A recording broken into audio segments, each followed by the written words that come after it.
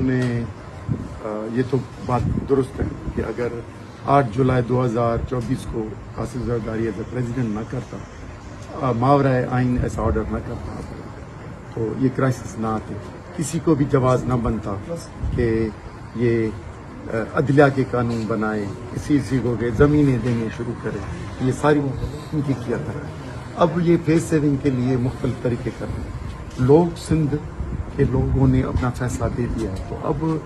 یہ جا کے منتیں کر رہے ہیں کہ ہمیں بھی اس ڈائلاگ میں ڈالو، ہمیں فیس سیونگ نہیں کرو۔ اب 3-4 جلسے کر رہے ہیں، آپ نے دیکھا ہوگا کہ استادوں کو پکڑ کے،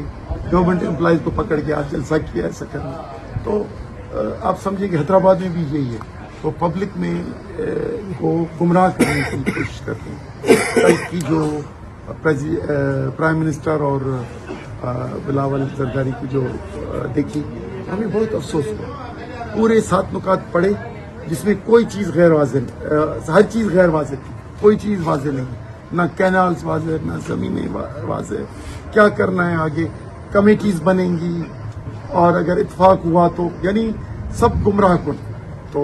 ہم سمجھ رہے ہیں اتنے لوگ اب اس 21ویں صدی میں لوگ اتنے نہیں ہیں، شاید ہم 2-4 یا کچھ بھی کرنا چاہیں، لیکن سندھ کے کروڑوں لوگوں نے فیصلہ کر دیا، تو اس لیے ہمارا تو عزم ہے، ہماری تو ہمت۔ جب ہم 8 مہینے پہلے نکلے تھے تو سیمینار کر رہے تھے اور ڈسکشن کر رہے تھے 50-50 لوگوں کی، آج لاکھوں اور کروڑوں، آپ اس وقت بھی ساتھ تھے میرے، تو لاکھوں لوگ نکل آئے، طاقت آ گئی اور فیصلہ ہو چکا ہے۔ اب یہ میں نے ویسے بھی کہتا ہوں کہ طاقتیں تمہاری ہیں اور خدا ہمارا ہے، تو اللہ ہمارے سائڈ پہ ہے، اور وہ کیا ہے کہ ایک قرآن کی آیت ہے کہ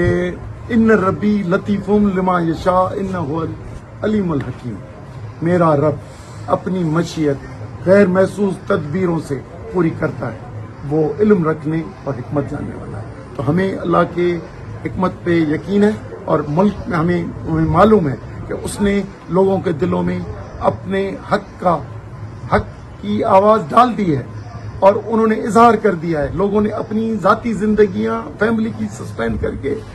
اور اس جدوجہد میں شامل ہو گئے۔ اب میرا خیال ہے کہ ریاست نہیں، دنیا کی کوئی طاقت آ جائے تو بھی اللہ کے اس فیصلے کو تبدیل نہیں کر سکتی۔